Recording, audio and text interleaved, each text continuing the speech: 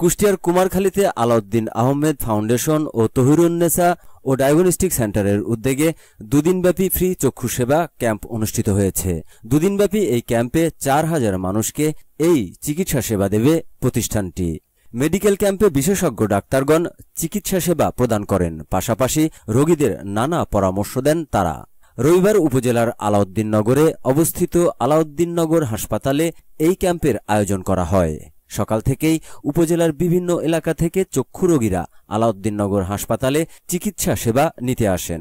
গ্রামের অনেক বয়স্ক ও দরিদ্র চক্ষু রোগীরা বিনামূল্যে চিকিৎসা সেবা পেয়ে খুশি হন তারা।